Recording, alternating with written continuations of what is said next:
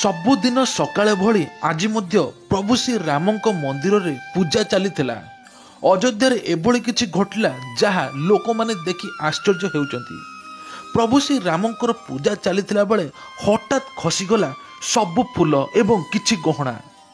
ଏମିତି ସୁନା ଖସିଗଲା ପରେ ଦେଖିଲା ପରେ ପୁରୋହିତ ଦେଖି ଆଶ୍ଚର୍ଯ୍ୟ, ଆଉ ସାଙ୍ଗେ ସାଙ୍ଗେ ପାଖରେ ଥିବା ରାମ ଭକ୍ତ ମଧ୍ୟ ଦେଖିକି ଆଶ୍ଚର୍ଯ୍ୟ। ସାଙ୍ଗେ ସାଙ୍ଗେ ଟ୍ରଷ୍ଟ କର୍ତ୍ତୃପକ୍ଷକୁ ଜଣାଗଲା। ଆଉ ତାପରେ ଯାହା ହେଲା ଆପଣମାନେ ଶୁଣିଲେ ଆଶ୍ଚର୍ଯ୍ୟ ହେବେ। କ'ଣ ପାଇଁ ଏଭଳି ହେଲା, କିଏ କଲା ଏବଂ କାହିଁକି ହେଲା, ସେ ବିଷୟରେ ତନାଘନା ଚାଲିଛି। କିନ୍ତୁ ଶେଷରେ ସିସିଟିଭିରେ ଯାହା ବାହାରିଲା ଆପଣମାନେ ଭିଡ଼ିଓ ଶେଷରେ ଦେଖିଲେ ଜାଣିପାରିବେ। ତେବେ ତା ପୂର୍ବରୁ କହି ରଖୁଛୁ, ଆପଣମାନେ ଯଦି ପ୍ରଭୁ ଶ୍ରୀ ରାମଙ୍କ ଭକ୍ତ, ପ୍ରଭୁ ଶ୍ରୀ ରାମଙ୍କୁ ଅନ୍ତର ଆତ୍ମାରୁ ଭଲ ପାଆନ୍ତି, ତେବେ ଭିଡ଼ିଓଟିକୁ ଲାଇକ୍ କରି କମେଣ୍ଟରେ ଜୟ ଶ୍ରୀରାମ ଲେଖିଦିଅନ୍ତୁ। ତେବେ ଘଟଣାଟି ହେଉଛି 28 ତାରିଖର 28 ଜାନୁଆରୀରେ ଏଭଳି ଘଟଣା ଘଟିଛି। ସକାଳ 7:37 ଏଭଳି ଘଟଣା ଘଟିଲା।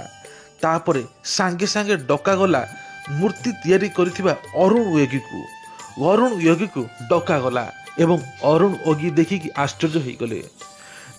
ପ୍ରଭୁ ଶ୍ରୀ ରାମଙ୍କ ମୂର୍ତ୍ତି ପରିବର୍ତ୍ତନ ହୋଇଯାଇଛି, କିଛି କିଛି ଅଲଗା ଲାଗୁଛି ଏବଂ ସେ ଯେତେବେଳେ ଆସିଥିଲେ ଦର୍ଶନ ପାଇଁ ସେହି ସମୟରେ ପ୍ରଭୁ ଶ୍ରୀ ରାମଙ୍କ ମୁହଁ ହସ ହସ ଲାଗୁଥିଲା ଏବଂ ସତେ ଯେମିତି ସେ ସମସ୍ତଙ୍କୁ ଆଶୀର୍ବାଦ ଦେଉଥିଲେ, ସମସ୍ତଙ୍କୁ କୋଳେଇ ନେଉଥିଲେ। କିନ୍ତୁ ଏବେ ଏମିତି କାହିଁକି ହୋଇଛି, ମନ ଦୁଃଖ ଭଳି କାହିଁକି ମୁହଁ ହୋଇଛି ଏବଂ କ'ଣ ଘଟିଛି? ପ୍ରକୃତରେ ମନ୍ଦିରରେ କିଛି ଅଘଟଣ ଘଟିନାହିଁ ତ? ମନ୍ଦିର ପୂଜାରେ କିଛି ବାଧକ ସୃଷ୍ଟି ହୋଇନି ତ? ଏବଂ ମନ୍ଦିର ପୂଜାରେ କୌଣସି କିଛି କାହାର କ୍ଷତି ହୋଇନି ତ? ଏମିତି ଭାବୁଛନ୍ତି। କିନ୍ତୁ ଠିକ୍ ସମୟରେ ଯେତେବେଳେ ଜଣେ ପୁରୋହିତ ଆସି କହିଲେ ମନ୍ଦିର ପ୍ରତିଦିନ ପୂଜା ଚାଲିଥାଏ, ଆଉ ସବୁଦିନ ଲକ୍ଷ ଲକ୍ଷ ଭକ୍ତଙ୍କ ମଧ୍ୟ ଭିଡ଼ ଥାଏ। ପ୍ରତିଦିନ ସକାଳ 7ରୁ ଦିନ 10ଟା ପର୍ଯ୍ୟନ୍ତ ସାଧାରଣ ଲୋକମାନେ ଆସି ଦର୍ଶନ କରନ୍ତି। କିନ୍ତୁ ମନ୍ଦିର ହୁଣ୍ଡି, ବଡ଼ ବଡ଼ ହୁଣ୍ଡି 4ଟା ହୁଣ୍ଡି ମଧ୍ୟ ଫୁଲ୍ ହୋଇଯାଏ। ଶେଷରେ ଦିନକୁ 2 ଥର ମଧ୍ୟ ହୁଣ୍ଡି ବାକ୍ସ ଖୋଲାଯାଏ। ଆଉ 10ଟି କାଉଣ୍ଟରରେ ବସିଥାନ୍ତି 14 ଜଣ ଲୋକ। ତା ଦେହରେ ବ୍ୟାଙ୍କରେ 10 ଜଣ କର୍ମଚାରୀ ଏବଂ ବାକି 4 ଜଣ ମନ୍ଦିର ଟ୍ରଷ୍ଟ ଲୋକ। ଆଉ ଯେତେବେଳେ ଦାନ ଦିଆଯାଏ 8 କୋଟି ବାହାରିଥିଲା, ସେହି ସମୟରେ ସିସିଟିଭି କଏଦରେ ହେଇ ବାହାରିଥିଲା, ଯାହାଫଳରେ 14 ଜଣ ମିଶି ଗଣୁଥିଲେ। ସବୁକିଛି ସିସିଟିଭିରେ କଏଦ ହୋଇଛି। କିନ୍ତୁ ଏଭଳି କାହିଁକି ଘଟିଲା? ଆଉ ସମସ୍ତେ ଏକଥା ଶୁଣିକି ମଧ୍ୟ ଆଶ୍ଚର୍ଯ୍ୟ ହେଉଛନ୍ତି। ଯେଉଁ ଭକ୍ତମାନେ ଦେଖିଛନ୍ତି ତାଙ୍କ ଆଖିରୁ ମଧ୍ୟ ଲୁହ ବାହାରି ଯାଉଛି। ପ୍ରଭୁ ଶ୍ରୀ ରାମ କାହିଁକି ଏମିତି ହୋଇଛନ୍ତି? ଆଉ ଆଗରୁ ପ୍ରଭୁ ଶ୍ରୀ ରାମଙ୍କ ମୁହଁ ହସ ହସ ଥିଲା, ଏବେ କାହିଁକି ଏମିତି ଫିକା ପଡ଼ିଯାଇଛି? ଆଉ ପ୍ରଭୁ ଶ୍ରୀ ରାମଙ୍କ ମୁହଁ କାହିଁକି ଫିକା ପଡ଼ିଛି ବୋଲି ଯେତେବେଳେ ଜାଣିଲେ, ସେହି ସମୟରେ ଅରୁଣ ଯୋଗୀ ଦେଖିକି ଆଶ୍ଚର୍ଯ୍ୟ। ସାଙ୍ଗେ ସାଙ୍ଗେ ଲାଗିଗଲା ଗହଳି ଚହଳି।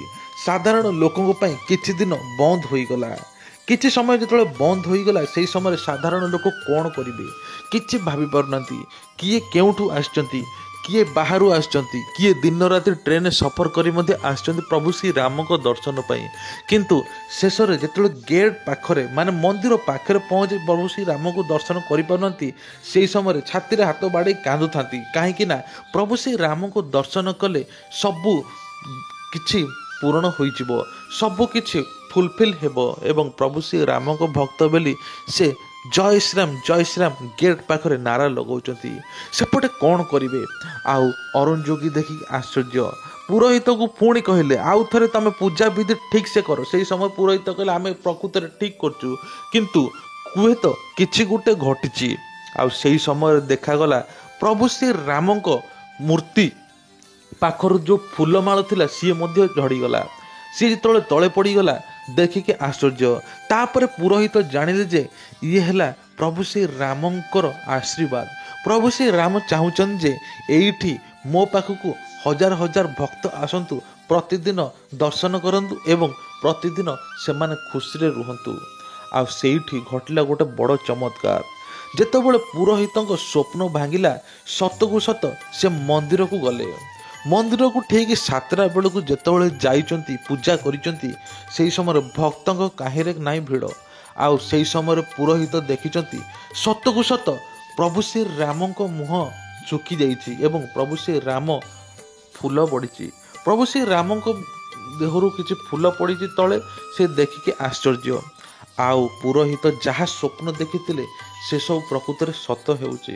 ପ୍ରଭୁ ଶ୍ରୀରାମଙ୍କ ମୁହଁ ଶୁଖିଯାଇଛି, କେବଳ ସିଏ ଚାହୁଁଛନ୍ତି ଯେ ଦିନ ସାରା ଭକ୍ତ ମୋ ପାଖକୁ ଆସନ୍ତୁ, ଦର୍ଶନ କରନ୍ତୁ, ଆଉ ଦର୍ଶନ କରି ନିଜ ଜୀବନ ଖୁସିରେ ବିତାନ୍ତୁ। ପ୍ରତିଦିନ ସେ ଚାହୁଁଛନ୍ତି ଏମିତି। ଆଉ ଲକ୍ଷ ଲକ୍ଷ ଲୋକ ଭିଡ଼ ମଧ୍ୟରେ ସେ କିଛି ଏମିତି ଭକ୍ତକୁ ଖୋଜୁଛନ୍ତି ଯିଏକି ପ୍ରକୃତରେ ତାଙ୍କ ସେବା କରିବ। ପୁରୋହିତ ଏକଥା କହୁଛନ୍ତି। ଏକଥା କୌଣସି ମନଗଢ଼ା କାହାଣୀ ନୁହେଁ, କାହିଁକି ନା ପୁରୋହିତ ଏ ବିଷୟରେ ସବୁ କହିଛନ୍ତି। ଆଉ ଯେତେବେଳେ ପ୍ରଭୁ ଶ୍ରୀ ରାମ ଚାହୁଁଛନ୍ତି ନିଜେ ଭକ୍ତ ତାଙ୍କ ପାଖକୁ ଆସିବା ପାଇଁ, ଭକ୍ତ ବା କାହିଁ ନ ଯିବେ। ସେଥିପାଇଁ ଲକ୍ଷ ଲକ୍ଷ ଭକ୍ତଙ୍କ ଭିଡ଼। ଆଉ 10 ଦିନରେ 8 କୋଟି ମଧ୍ୟ ଦାନ କରିଥିଲେ ଲୋକେ। 3.5 କୋଟି ଅନଲାଇନରେ ମଧ୍ୟ ଡିପୋଜିଟ୍ କରିଥିଲେ, ଯାହାଫଳରେ ଲୋକଙ୍କର କାହିଁରେ ଭିଡ଼। ଆଉ ବିଦେଶରୁ ମଧ୍ୟ ଆସି କିଛି ଅଯୋଧ୍ୟାରେ ରହିଛନ୍ତି।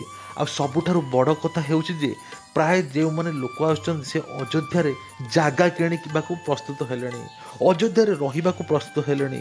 ଶ୍ରୀରାମ ପ୍ରତି ତାଙ୍କର ଏତେ ଭକ୍ତି ଯେ ସିଏ ଯେଉଁଠି ରହୁଥିଲେ ସେଠୁ ଛାଡ଼ି ଅଯୋଧ୍ୟାରେ ରହିବା ପାଇଁ ପ୍ରସ୍ତୁତ ହେଲେଣି। ରିପୋର୍ଟରୁ ଉଲ୍ଲେଖ ହୋଇଛି ଯେ ଅଯୋଧ୍ୟାରେ ଏବେ ଜାଗା ରେଟ୍ ବଢ଼ିଯାଇଛି, କିନ୍ତୁ ତା ସତ୍ତ୍ୱେ ମଧ୍ୟ ଲୋକେ ଅଯୋଧ୍ୟାରେ ରହିବା ପାଇଁ ପସନ୍ଦ କରୁଛନ୍ତି। କାହିଁକି ନା ପ୍ରଭୁ ଶ୍ରୀ ରାମଙ୍କୁ ଦର୍ଶନ କରିବା ପାଇଁ। ତାପରେ ନିଷ୍ପତ୍ତି ନିଆଗଲା ଯେ ସୁରକ୍ଷିତ ଭାବେ ପ୍ରତିଟି ଭକ୍ତ ପ୍ରଭୁ ଶ୍ରୀ ରାମଙ୍କ ଦର୍ଶନ କରିବ। ପ୍ରଭୁ ଶ୍ରୀ ରାମଙ୍କୁ ଦର୍ଶନ କରି ସେ ଖୁସି ହେବ। ତେଣୁ ପ୍ରତିଟି ଭକ୍ତ ପ୍ରଭୁ ଶ୍ରୀ ରାମଙ୍କୁ ଦର୍ଶନ କଲେ ଏବଂ ପ୍ରଭୁ ଶ୍ରୀ ରାମଙ୍କ ମୁହଁରେ ପୁଣି ହସ ଭରିଗଲା। ପ୍ରଭୁ ଶ୍ରୀ ରାମଙ୍କ ମୁହଁରେ ଚମତ୍କାର ସୃଷ୍ଟି ହେଲା। ପ୍ରଭୁ ଶ୍ରୀ ରାମଙ୍କ ପାଦ ତଳୁ ମଧ୍ୟ ଫୁଲ ଖସିଲା ଏବଂ ଯାହା ଦେଖି ପୁରୋହିତ ଆଶ୍ଚର୍ଯ୍ୟ। ପୁରୋହିତ ଏକଥା ସ୍ୱପ୍ନରେ ଦେଖିଛନ୍ତି ବୋଲି କହିଛନ୍ତି। ଆଉ ପ୍ରକୃତରେ ସତକୁ ସତ ସେ ଯେତେବେଳେ ସକାଳ 7:28 ତାରିଖ ଦିନ ଯାଇଥିଲେ, ପ୍ରଭୁ ଶ୍ରୀ ରାମଙ୍କ ଫୁଲ ଖସିଥିଲା। ଆଉ ସେଇ ଫୁଲ ଦେଖି ସେ ଆଶ୍ଚର୍ଯ୍ୟ। ସେ ନିଜେ କହିଲେ, ମୁଁ ଯାହା ଦେଖିଥିଲି ପ୍ରକୃତରେ ସେଇଆ ହିଁ ସତ ହେଲା। ଆଉ ପ୍ରଭୁ ଶ୍ରୀ ରାମ ଏଇ କଳି ଯୁଗରେ ହିଁ ଆସିଛନ୍ତି ଉଦ୍ଧାର କରିବା ପାଇଁ, ସମସ୍ତଙ୍କୁ ରକ୍ଷା କରିବା ପାଇଁ। କାହାର କିଛି କ୍ଷତି ହେବ ନାହିଁ। ପ୍ରତିଟି ଅସୁବିଧାରେ ନିଜେ ଠିଆ ହେବା ପାଇଁ, ନିଜେ ସାହସ ଦେଖାଇବା ପାଇଁ। ମୁଁ ଅଛି, ତୁ ମାଡ଼ି ଚାଲ, ତୁ ଆଗେଇ ଚାଲ, ମୁଁ ତ ପଛରେ ଅଛି। ପ୍ରତିଟି ମୁହୂର୍ତ୍ତରେ ମୁଁ ତ ପାଖରେ ଅଛି। କୌଣସି ଅସୁବିଧା ହେବନି, କୌଣସି ଅସୁବିଧା ମୋ ଭକ୍ତର ମୁଁ ହେବାକୁ ଦେବିନି। ଏମିତି ପ୍ରଭୁ ଶ୍ରୀ ରାମ କହୁଛନ୍ତି ବୋଲି ପୁରୋହିତ କହୁଛନ୍ତି। ଆଉ ପୁରୋହିତ ଏକଥା ମଧ୍ୟ କହିଛନ୍ତି ଯେ ପ୍ରଭୁ ଶ୍ରୀ ରାମଙ୍କ ପାଦ ତଳେ ଲକ୍ଷ ଲକ୍ଷ ଭକ୍ତ ଗଡ଼ି ଯାଉଛନ୍ତି, କାନ୍ଦୁଛନ୍ତି, ଆଉ ଯାହା ବି ଡାକୁଛନ୍ତି ସେଇଆ ମଧ୍ୟ ପୂରଣ ହେଉଛି। ପ୍ରତିଟି କଥା ପ୍ରଭୁ ଶ୍ରୀ ରାମ ଶୁଣୁଛନ୍ତି। ଆଉ କଳି ଯୁଗ ଆଉ ନାହିଁ, ଏଥର ରାମ ରାଜ୍ୟ ହୋଇଯିବ। ପ୍ରତିଟି ଭକ୍ତ ଅନ୍ୟ ଭକ୍ତକୁ ମଧ୍ୟ ସାହାଯ୍ୟ କରୁଛି। ଲୋକମାନଙ୍କ ମଧ୍ୟରେ ମଧ୍ୟ ଭଲ ଭାବନା ସୃଷ୍ଟି ହେଉଛି।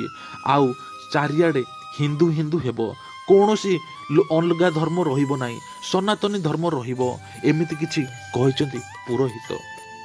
ଇଏ ଥିଲା ଗୋଟିଏ ପୁରୋହିତଙ୍କର ସ୍ୱପ୍ନ।